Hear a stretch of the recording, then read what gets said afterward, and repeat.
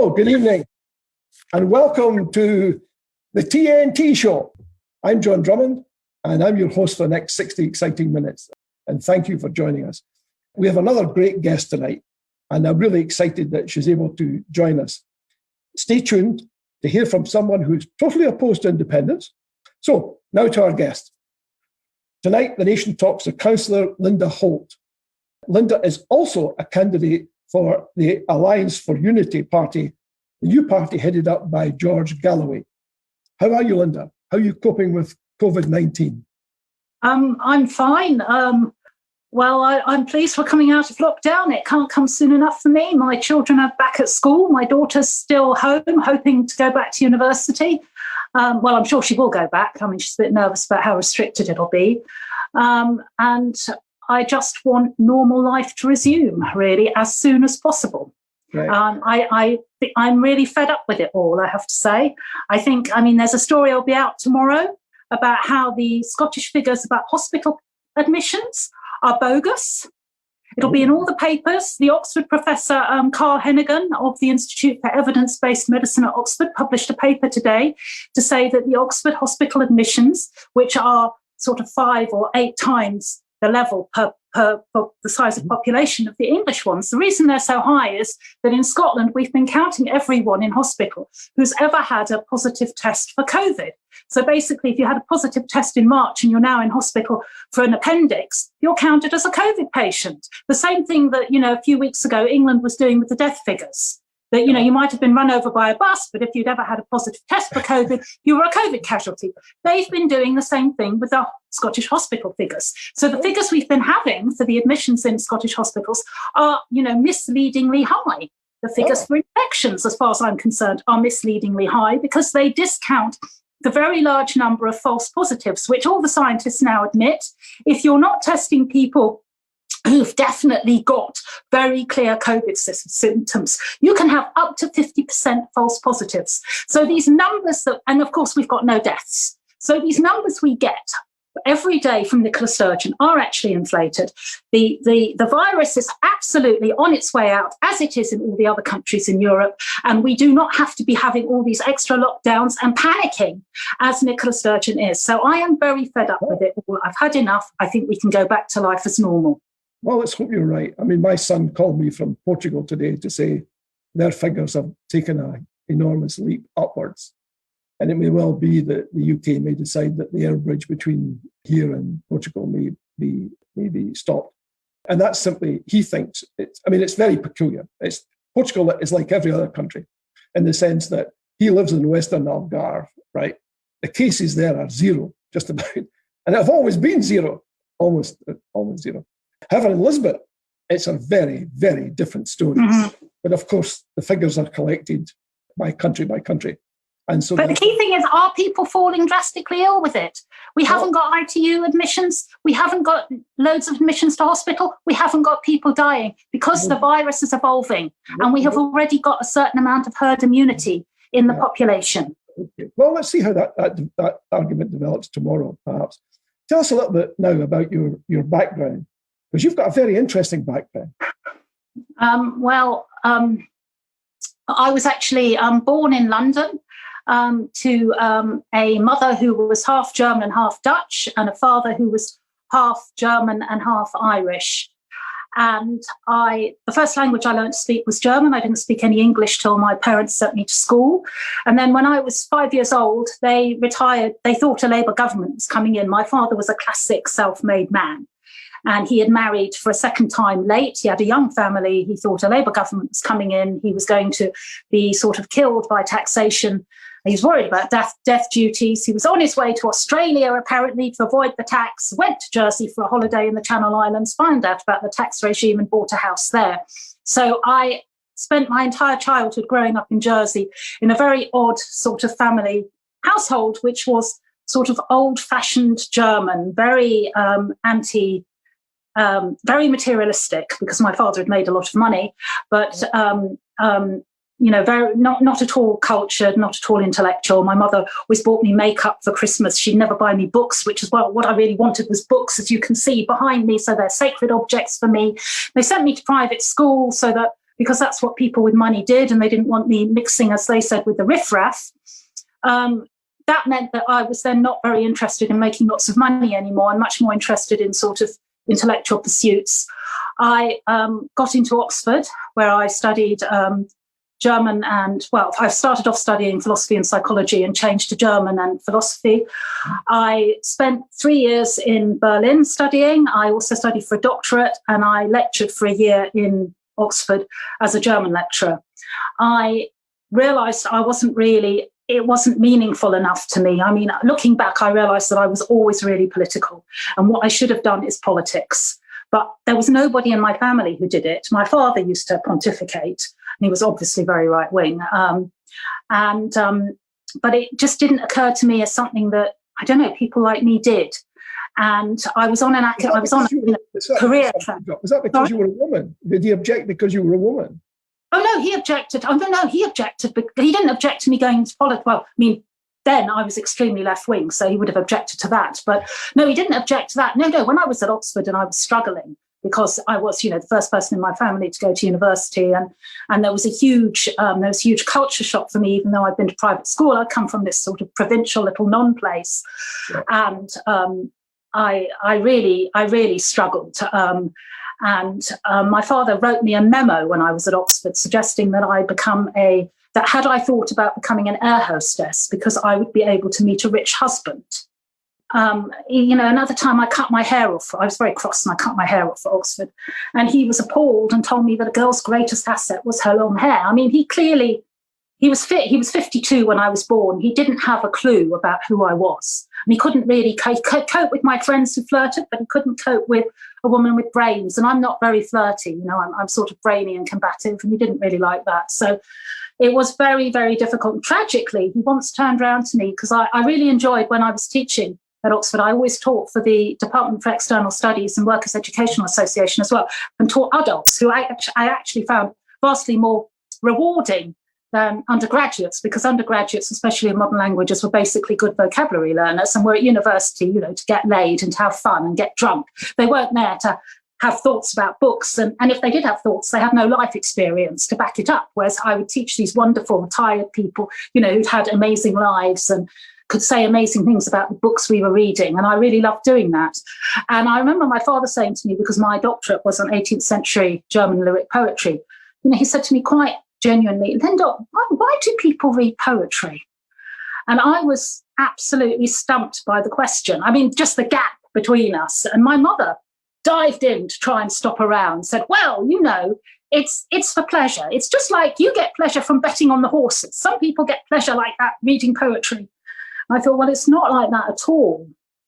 And I think on some level, I like teaching the adults, because I was trying to, and I was unhappy teaching undergraduates, and I was unhappy just being in university, in a university setting, because I wanted to bridge some gulf between me and my parents. Yeah. And it's why education is, it was a kind of tragedy in a way, because it separated me from my parents, but it also saved me. I had a lot of difficulties at Oxford, and I had a lot of psychological difficulties because of I had a very weird upbringing. I mean, we don't need to go into that, but my mother was a kind of unreconstructed Nazi. She'd left Germany, she'd been in the Hitler Youth. She'd always say the best time of my life was under Hitler.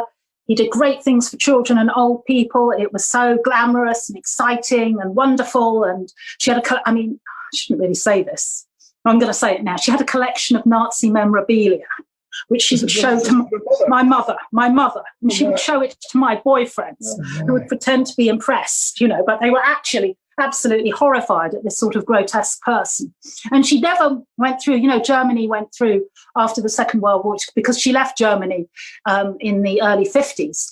But Germany after that went through a kind of huge cultural and political coming to terms with the past, which they call as Vergangenheitsbewältigung. Where they, it's wrong to translate it as an overcoming of the past, because it's really a kind of reckoning with the past and working it up.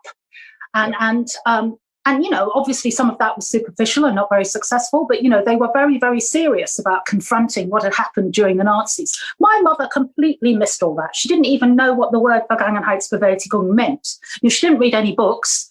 So it just passed her all by. So she just carried on with these memories that I grew up with about, what a great bloke Hitler was and what a great time she'd had.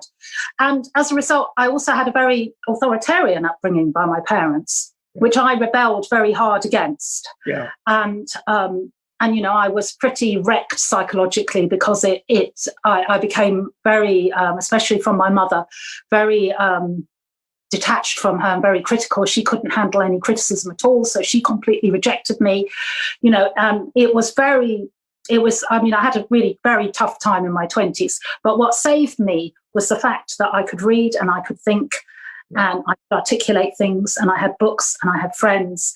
And that was what university, that's what education did for me. And I wouldn't be here if I hadn't had that, because I would not have been able to deal with my childhood and my parents without it, even though it also gave me that, it also separated me from them forever, but that was necessary. Yeah. Were you an only child? No, I had a younger brother. I also have an older brother. I also have an older half brother who died during the pandemic recently, who was completely German, who I didn't know I had because my mother had abandoned him in Germany and only told me about him when I was about 12. When I don't want to go in a terrible conversation, which she made up a lot of stories. So it was only after I became estranged from my mother that I did some research and made contact with my half-brother in Germany, who, of course, was also pretty screwed up by the fact that he'd been abandoned by my mother. And we became very close as a result. So he was a very important member of my family for me, really. And it was a way of getting in touch with German roots that were not my mother's. Yeah. I can see how that would be important. So how did you end up being a Conservative councillor? Well, I was always left wing, really.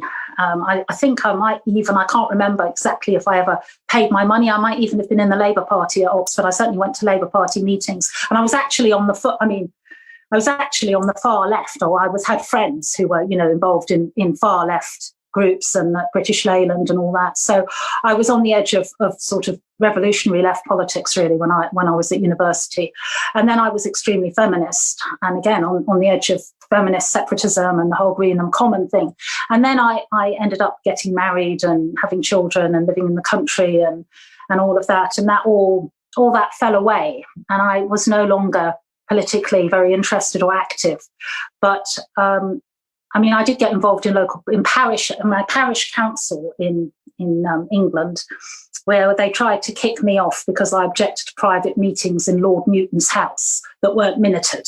They didn't like that at all. And they'd only put me on the council because they thought they needed to have a woman on it who was a bit younger, because it was a bunch of old men. And they just thought I'd be a doormat, and I'd just be so impressed at sitting in Lord Newton's front room getting wine instead of sitting in the drafty village hall. But it's completely wrong, because the public couldn't be there and they couldn't see what we were saying and doing. Yeah. So they got very upset about that and tried to kick me off the parish council. And I'm very dogged, you see. The thing is, when people bully me and are a bit like my parents, when they're really horrible to me, although I suffer enormously, I dig my heels in. So I didn't allow myself to be pushed off the council. Luckily, we did end, and it was very unpleasant, and letters were written about me about how I wasn't ladylike.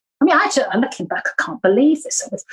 Anyway, we ended up moving to Scotland because of my husband's job. And then I had children already. And I had my son went to the Secret Garden Outdoor Nursery at Letham, which at that time, this is about 10 years ago, 12 years ago, was the first fully outdoor peripatetic nursery in the UK. The kids would go out at 8 a.m, be back at 5, and they would just wander around the woods. Yeah. And they would make their own it was probably a childhood like you had. I actually had quite a lot of childhood like that. You just make your own games with what you find in the woods. And there would be practitioners with walkie-talkies who didn't interfere, who didn't tell the kids how to play. They just watched them from a distance. Yeah. Absolutely fantastic, idyllic. wonderful. And we were, of course, it kind of broke lots of sort of rules for nurseries, including one that Health Protection Scotland had brought in about E. coli, that you had to wash children's hands sort of 10 times a day. And obviously you couldn't wash them in a wood when the children are just wandering around. And so they threatened to shut us down, close us down, because they said, these are the rules for indoor nurseries, this is what you have to do. And we'd say, well, we can't do all these special things we do if we have to keep on washing our hands. Yeah. And we weren't allowed to use wipes. Anyway, so we did a very public campaign, got into all the newspapers, got politicians involved, and I ran the campaign, and I really enjoyed doing that. Yeah. So I realised then that I was a bit political and that I really liked campaigning. At the same time, people were, or developers were proposing wind. I live in northeast Fife in the East Neuk, were proposing wind farms here, and they were really nasty, rapacious developers who were just in it to make money and thought they could sort of bully local communities. And I got involved in that, not because I'm a NIMBY, but because, when I looked into wind energy, I saw that, I can put up with them being next to someone's house and being ugly if they're actually doing the job they're supposed to do. But turbines can't, because we can't control the energy. It's completely uncontrollable, and we can't store it. So you still have to have, all the conventional forms of energy as backup, and it was and these schemes, although they were always presented as green and as for the community, they weren't at all. They were wrecking the countryside, the wildlife, the communities. The community benefit was beads for natives. The developers who came in behaved appallingly, and I became very politicised through that. And I set up with friends Scotland Against Spin, which was a national organisation, grassroots organisation, which campaigned for the reform of Scottish wind energy policy. That was the time when, Alex Salmond said, we're going to turn Scotland into the Saudi Arabia of renewables. And there were huge incentives for wind developers across Scotland. And we had some success. I got involved in a lot of local campaigns. I also got involved in demonstrations and lobbying, and met Fergus Ewing several times, got Fergus Ewing to set up a study looking into residential impacts of wind farms that had some effect.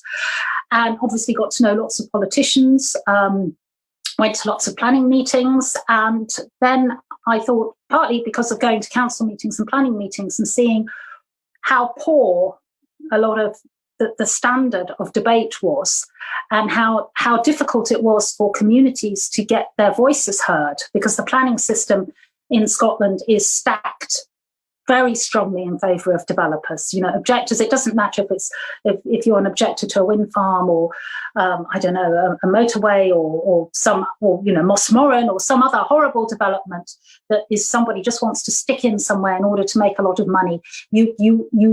It's incredibly difficult to have an impact. The developers have all the money, the resources. The planning system the planning system is designed to encourage developers. People who work in planning are supposed to facilitate developers. So they help developers get their way. They're not there really, and they don't have the resources to scrutinise the arguments the developers make for a development. And very often, this is nothing short of sort of propaganda, really, and they pay the experts to say, there's no environmental impact. Yeah. So the only break on that is really in councils, when you sit on planning committees, if councillors are clued up enough and they interrogate the applications hard enough. But even then, they can get overturned on appeal. So I had seen a lot of this, and I thought, well, I can do that better than some of the councillors I've seen. And I would like to do that and be a voice for communities and for ordinary people. So it was an obvious thing to stand for election. And the reason that I stood as a Conservative was that I was a unionist. I had campaigned for Better Together in 2014. And I just felt that I knew Conservatives and I liked them. I knew more of them than I knew Labour people. And I also really liked Ruth Davidson. And I thought, well, I couldn't join the Conservative Party in England, but Conservative Party in Scotland is different. Look, they've got Ruth Davidson. This is amazing. Maybe there's a place for me. I was completely wrong about that. Yeah, so that's how I got to stand as a Conservative. I think when you left, on your recent announcement about joining the Alliance for Unity, correct me if I've got this quote wrong, you said the Scottish Conservative Party was incredibly old-fashioned and impossibly complacent. and I could take no more of the party's dysfunction at local and national level. Is that accurate? That's true. Yeah, I said that the other night in a talk, and I've written. I mean, if anybody's interested to know what I think about the Conservative Party, they can. There's an article on Think Scotland where I wrote that they were really that the Conservative Party was lacking in, can't remember, in courage, imagination, and something else, ideas. I mean, they are so. This is at Hollywood what you see. They are so mild. They are timid. They are unimaginative. They don't dare do anything. They're incredibly complacent. I mean, I think it's, somebody calls it a chumocracy at Hollywood, the opposition, and it absolutely is. You know, they won't go on the attack. They're frightened of upsetting Nicola. I mean, Jackson Carlaw was an absolute disaster. And Ruth was good, but she, of course, fell out with Boris over Brexit. She didn't like Boris. She kept on picking the wrong person as to be leader of in the election for the Conservative leader.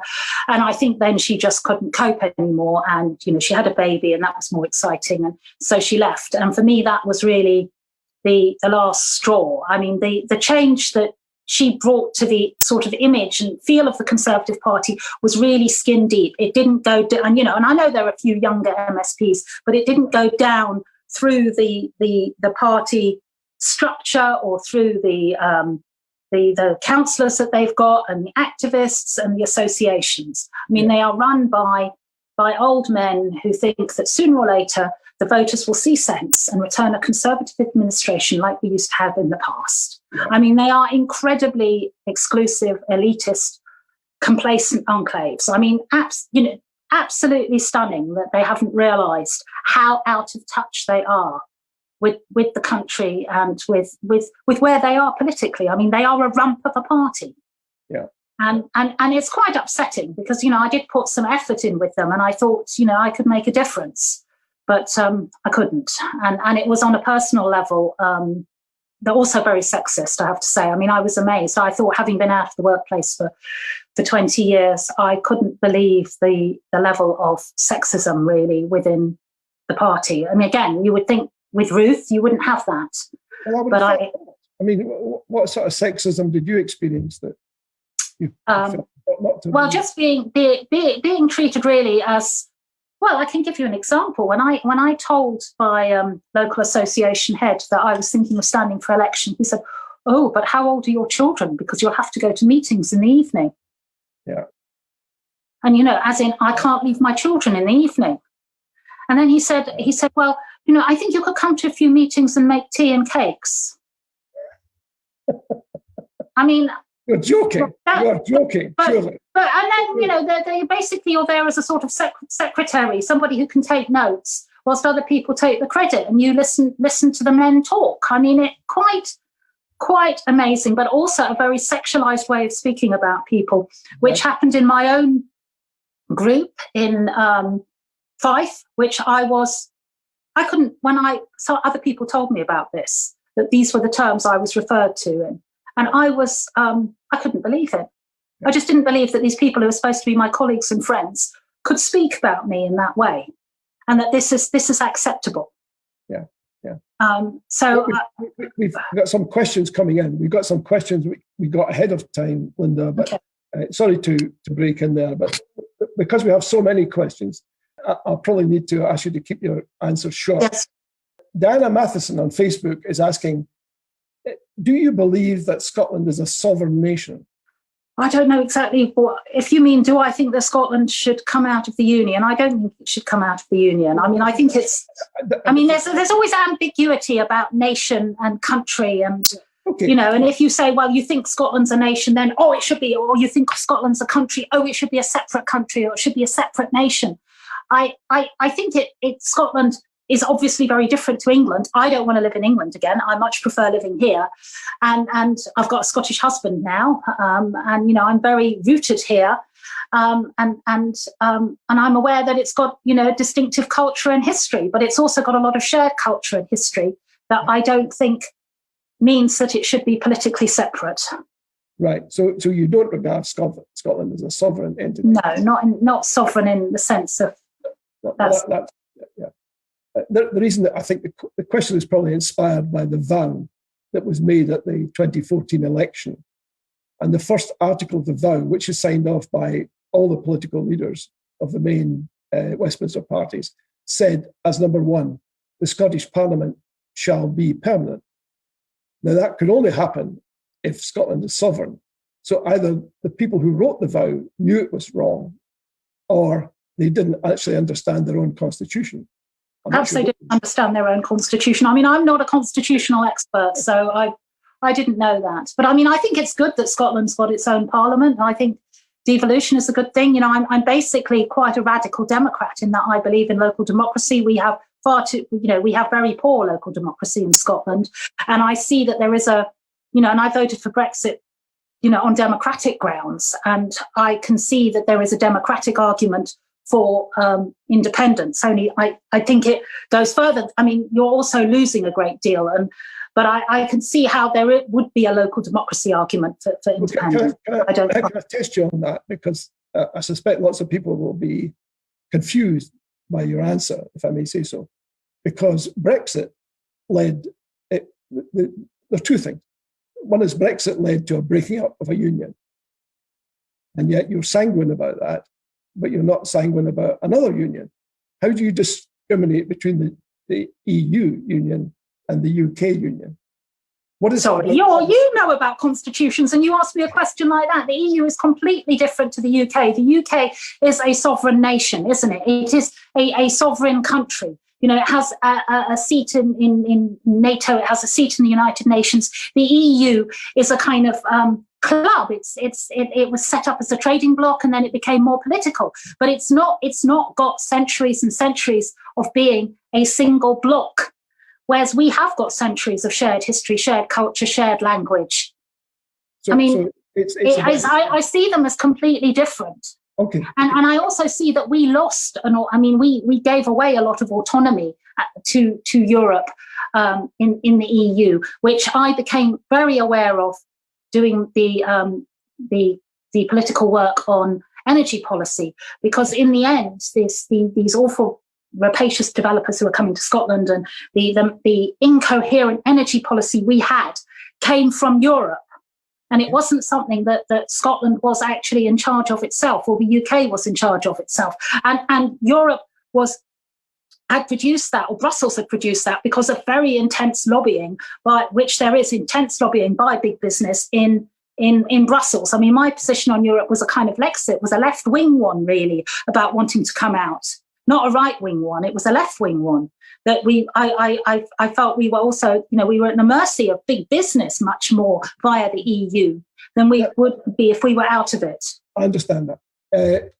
Taking up your earlier point, you said that your decision to vote for Brexit was democratic. It was based on a democratic impulse. Now, lots of people watching this and listening to this will be thinking, well, hold on a second, Scotland voted to stay in. If you believe in democracy all that much, why aren't you fighting to keep Scotland in the EU? Because Scotland voted as part of the UK. Scotland did not vote as a separate country. Scotland voted as part of the UK. Scotland had, voted in 2014 to remain in the Union. Membership of the EU was a matter for the Union. It wasn't for the United Kingdom. It wasn't a matter for different bits of the United Kingdom.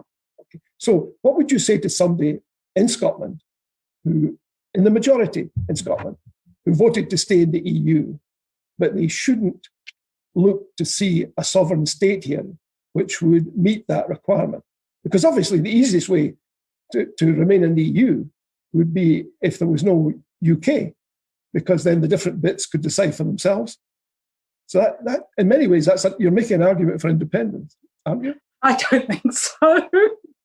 No, well, I mean, I don't think that Scotland would be let back into the UK if you became it. I mean, it's not into the UK, into the EU.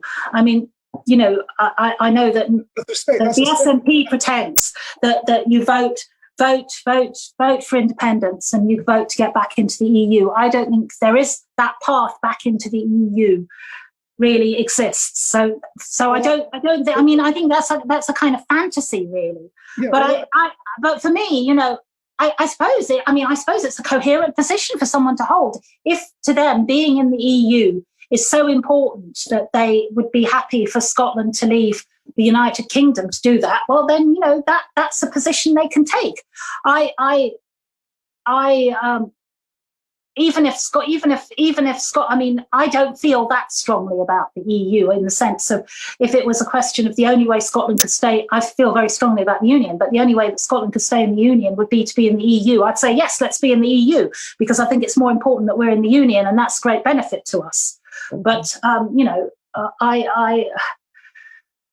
I think it will be a lot harder. I mean, it's obviously, if Scotland becomes independent and it's not in the EU, it will suffer a lot more. It will be very difficult for Scotland. But do you feel at all threatened by independence and the SNP? I feel scared by the SNP sometimes, and I feel scared by the division in Scotland. Yeah, I feel scared, that the opposite. I mean, we were talking about this before the programme about the need for a strong opposition, and the opposition in Scotland has been weak for ages, and there isn't any sign of it getting stronger as far as I can see. I mean, Labour is imploding. The Conservatives are really, and institutionally are really weak. The Lib Dems are nowhere. We don't have a proper culture of think tanks. We don't have universities that really criticise the government. The establishment is far too cosy and SNP. You get an impression you need to be a bit of a nationalist or sympathetic in order to get on in various areas in the Scottish establishment. So that mutes criticism. And I think that's all very unhealthy. And and you see things happening, mad things happening that should be beaten down by argument. And they don't get beaten down. We have I think the press is weak compared to London in terms of how they hold the SNP to account. And all of that frightens me, because you can end up with, mad people in charge making daft decisions, really, and that there's no proper check on it. Okay. And and I just want to say something about the division, because I had to go to Germany recently, to former East Germany, because where my brother lived, because he was ill and then he died, and we had to spend weeks there, even though it was the lockdown, because we couldn't get flights. Mm-hmm. And it was the first time that I'd spent that much time in the former East Germany since the wall came down, and I really got to know my sister-in-law, and she talked a lot about the time in the GDR, and obviously the continuities with the Nazi period. And, she'd been a teacher, and it had been a huge issue whether or not she'd joined the Communist Party, and you had to join the Communist Party in order to get on. And she just applied for her file that you can get the old Secret Service files and all that. And it made me, and what I was struck by being in Germany was how nice it was that I wasn't, and I met lots of her friends and family, how I didn't have to worry about whether or not someone was a Scottish nationalist.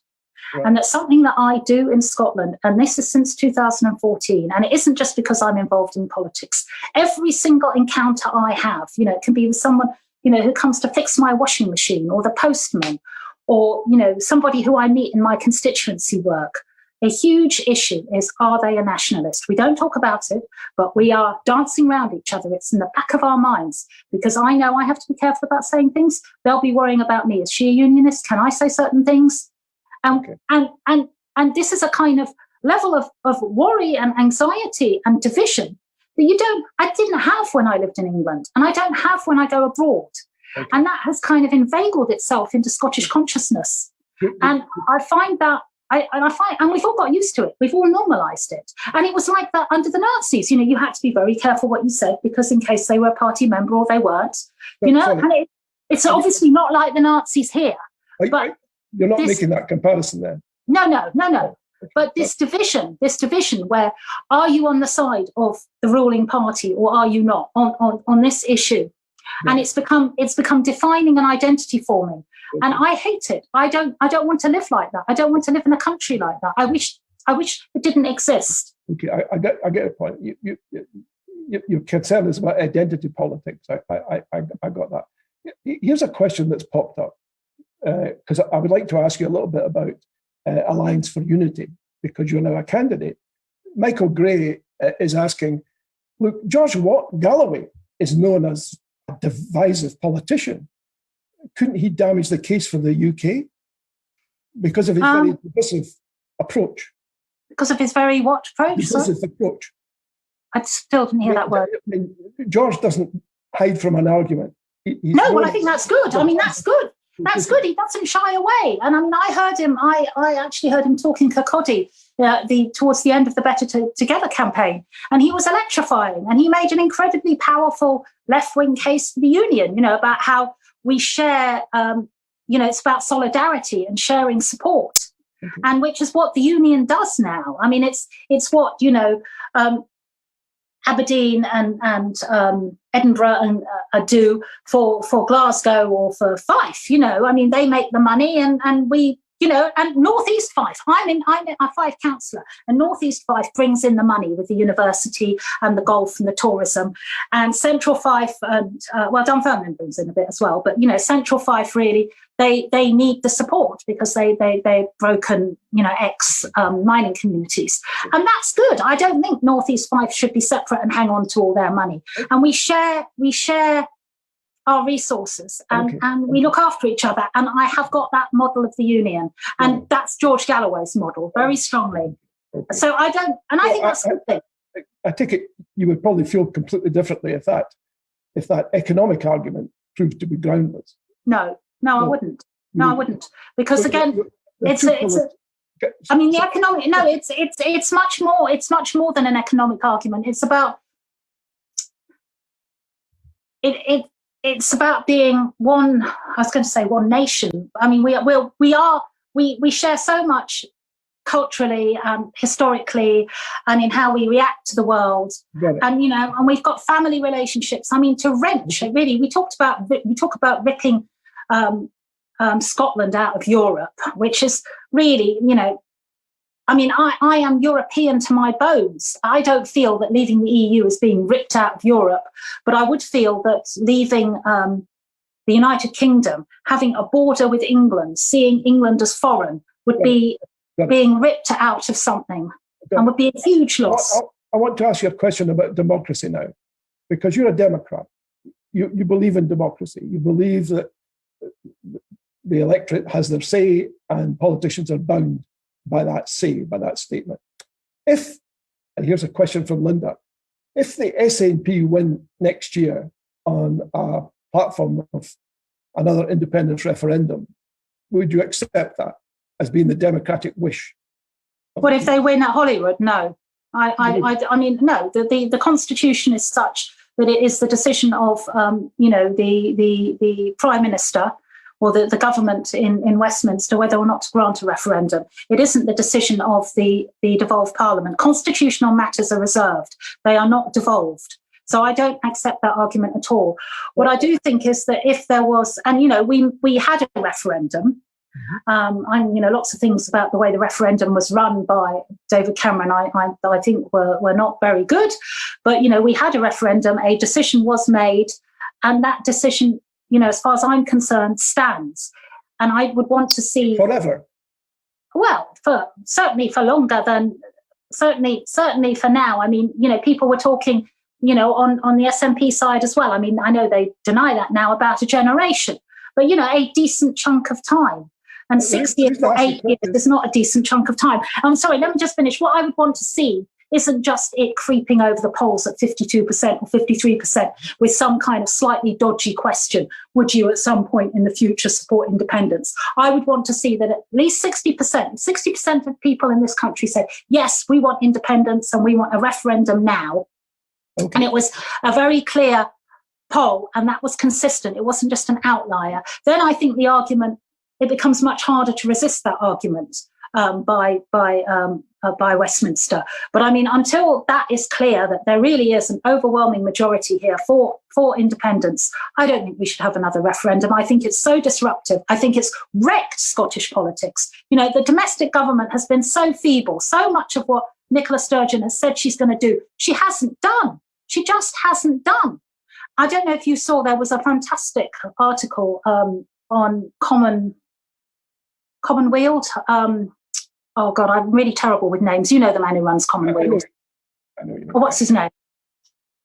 Robin McAlpine. Robin McAlpine, yeah. Yeah, and he was very, very cheesed off, because he really believes in independence, and the SNP simply have, in his opinion, seem to have given up on it. And he does this most sort of coruscating description of really how they have kind of corrupted the establishment, how they have failed in government. I mean, far better analysis than anything the opposition has produced. Okay. About what a disappointment they've been.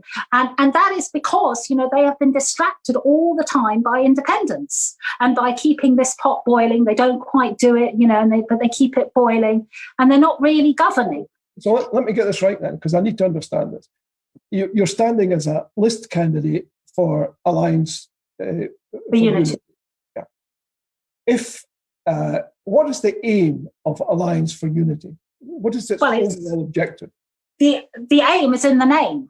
It is what it says on the tin. It is to form an alliance for unity against the SNP, against another SNP government, and against, what they call the never-endum. So to stop this constant agitation for another referendum and this politicking, every single issue in Scotland is seen through the prism of independence. Stop that.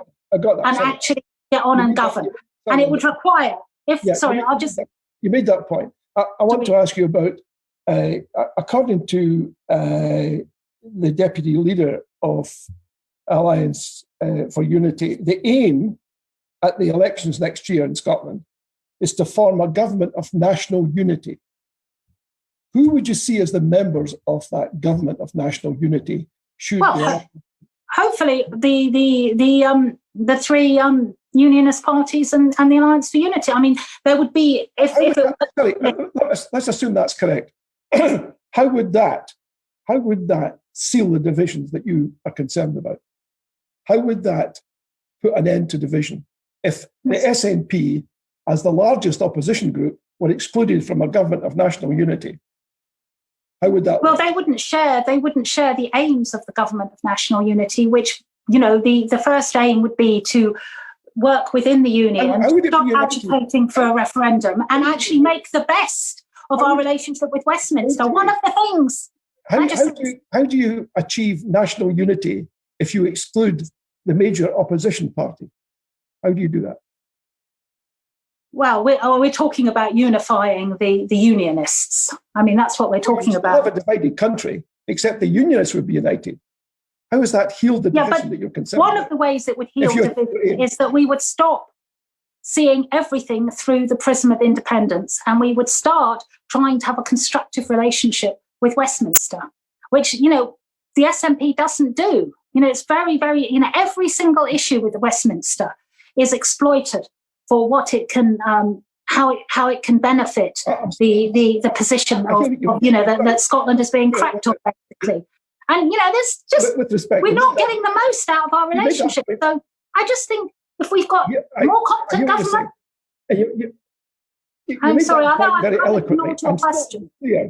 I'm standing clear. You're standing as a candidate, right, for this party, and its aim, according to your deputy leader, is categorically, he said, Jimmy Blackett said, our aim, if we're elected, right, as a majority next Scottish elections, is to form a government of national unity, which you're now telling me would not include the SNP or any nationalists. Is that right? I don't think so. I don't think it would include nationalists or the SNP, but other nationalist parties might come along, but I don't know. Look, I'm not. This party's been going 7 weeks, right? And you are. I think the initial idea of a government of national unity was the unionist parties, because basically there is when you tot up the votes, there is a unionist majority, which is permanently split in elections, which is why the SNP gets in.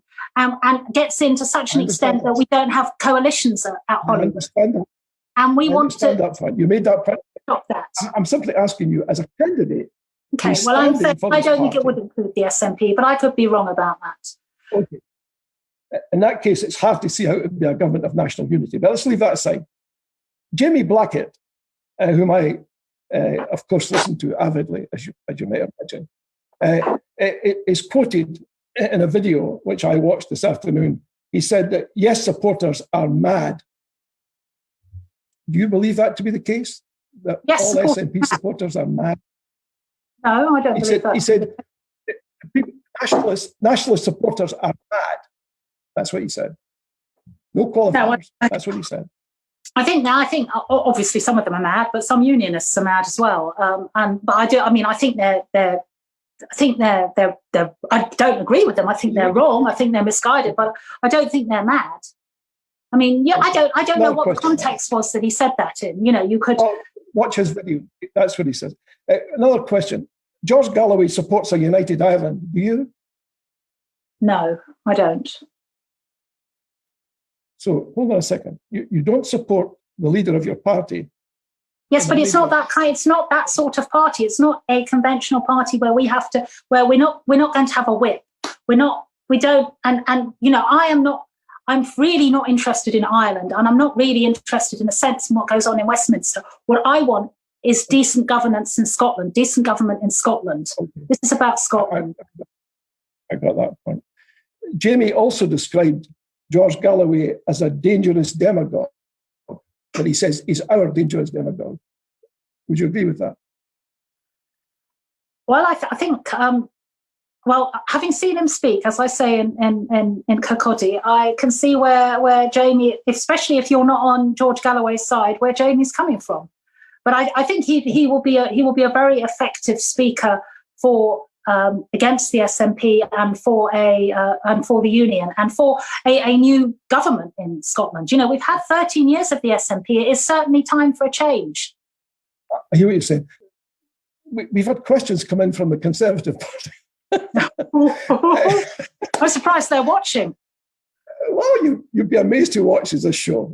We've established a decent track record here, I hasten to add, and I'm unashamed to say that. The question is, surely you're doing the very worst thing possible in this new party. They can understand why George Galloway is in it, because they say he's a demagogue and he's this, that, and the next thing, but he's not a Conservative. And their worry is, and I'd like your view on this, please, their worry is that if you stand in the Scottish parliamentary elections next year and the Conservatives and Lib Dems and others don't agree to step down, then effectively you will rob the Conservatives and the other unionist parties of votes. Yes. Yes, well, this needs to focus their minds, doesn't it? None of them are going to win, right? They don't stand a chance of winning. At the moment, they're going to do worse than they did. Labour's going to be decimated, and the Conservatives are going to win fewer seats than they won in the last election. Now, so they can't stop the SNP. Now, if what they want to do is, if what they sincerely want is the best government for Scotland, and they also want to stop this constant agitation for a second independence referendum, then what they have to do is work together.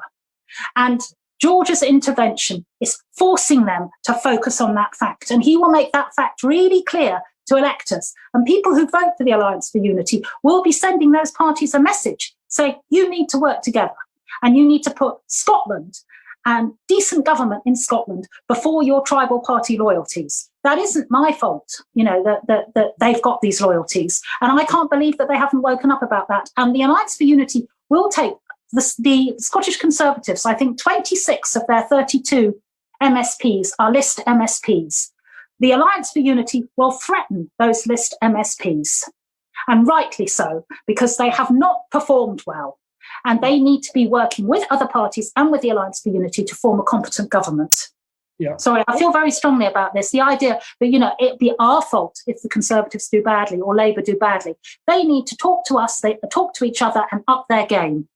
Okay, I hear what you're saying. I'm not sure they're wholly convinced at this moment in time, and also the Labour Party would probably argue, well, yeah, it's all very well for George because he may well have enormous Conservative support at some stage, who knows? But they will argue the reason that we're in trouble is because of the stance we took in 2014, and we really don't want to go there again. So, I don't think Labour's got anywhere else to go. Okay. Labour can say they're going to be independent supporting, in which case they can just join the SNP. They have got to stick to their unionist guns. Okay, so what policies, in addition, apart from forming a government of national unity, which will exclude the SNP and all nationalists, what other policies does the Alliance for Unity have? We're not going to stand on any, I mean, at the moment, this is the thinking that we will stand on no policy platform beyond forming a government of national unity, where people have to work together. And so it'll be a giant coalition, like a rainbow coalition, where the policies will have to be worked out. And obviously that'll be a bit of a nightmare, but that will be a lot more healthy and creative than the way that the SNP have been working out policy. And, should bring a lot of fresh thinking and fresh debate into Scottish policy making. I'm just not sure how you develop policies if you all come from different parties. How do you you do what, coalitions do that. Coalitions do that. And we're all going in as sort of, the Alliance for Unity has got Lib Dems in it, it's got Labour people in it, it's got Conservatives, it's got people who belong to no party. I mean, I was an independent here, and I like the fact that you don't have to be tribal or ideological. You can look at, I realise people still have political tendencies, but on the whole, you can look at, which I have, I find that I do this all the time.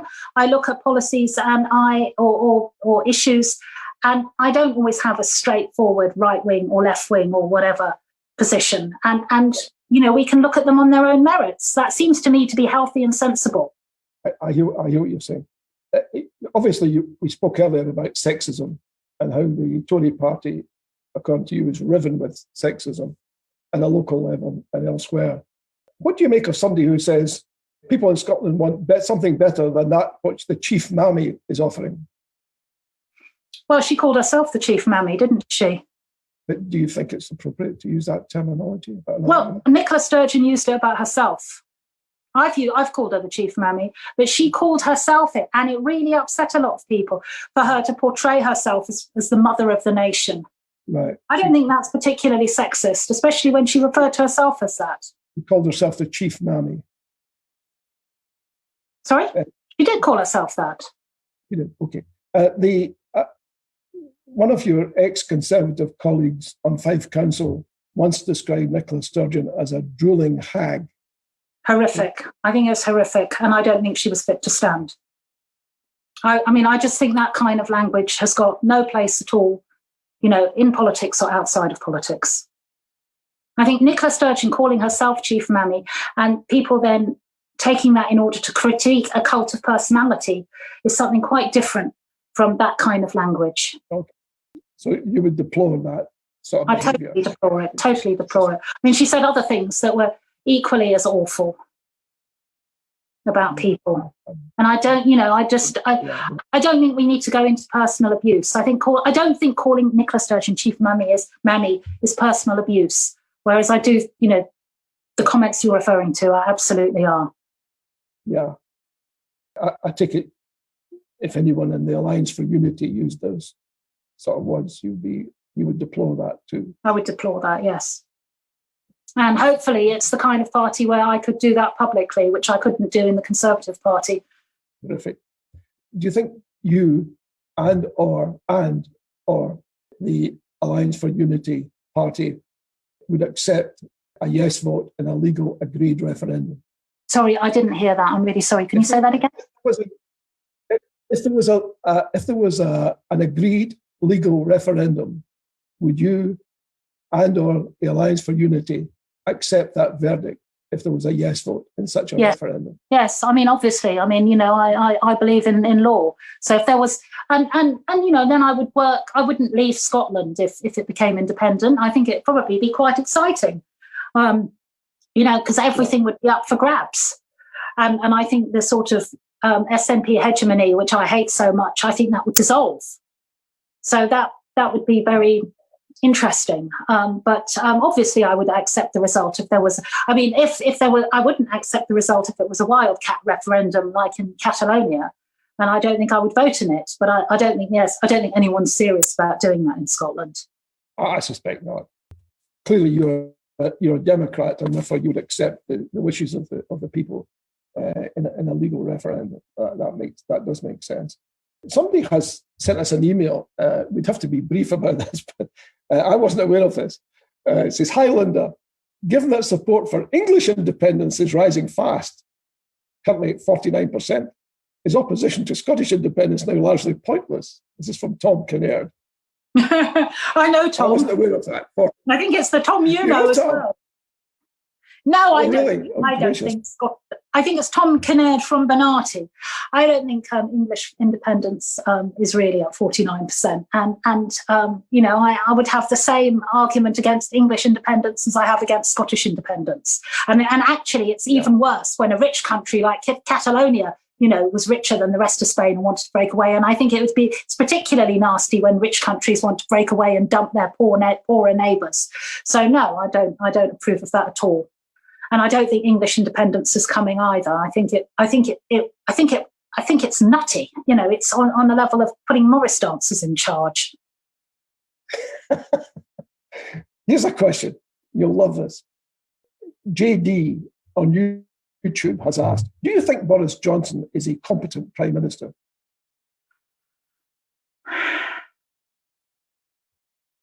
It's really hard. I don't know. I don't know if he's a competent Prime Minister. I don't buy the buffoon act. I think a lot of that is sort of style and rather than substance. I don't think he's done a particularly good job of the pandemic. I think he panicked, and then obviously he was ill, so that was a bit rough. So it's. I just have to say, for me, the jury's still out about whether or not he's competent. One of the things will be how he deals with Scotland, because one of the things that does make me sound a bit like a Scottish nationalist is that I think Scotland has been terribly ignored, really, by Westminster. They don't really bother about Scotland until something happens and they think, oh my God, they could go independent. We better send someone up there, or we better, do something. And you think, well, we're here all the time and, we're an important part of the union, and why aren't you taking us much more seriously? And, there's all these Scottish people in the cabinet. So, and it worries me that Boris is a bit like that. I mean, I know he's got Michael Gove, who ought to be, more switched on, but I don't know. And one of the things, if there was a government of national unity, or especially if the Alliance for Unity became very, influential, is that the Alliance for Unity doesn't have to do anything to keep Westminster parties happy. Okay. One of the way I do think that there should be an independent Scottish Conservative Party and an independent Labour Party. I think they've been far too hamstrung by having to keep in line with the sort of mothership parties. Yeah, good point, Linda. We're almost out of time. Can I say thank you very much for being with us tonight? It's been enlightening. It's been hugely interesting. And a big thank you. And a big thank you especially for having the guts and the bottle to come on to an independence programme and make your point. Good luck to you. And good luck with your candidature. Thank you. And a big thank you to all of you for watching tonight. I hope you've enjoyed the programme. And very importantly, please support Indie Live and Indie Live Radio. Thank you again, and good night.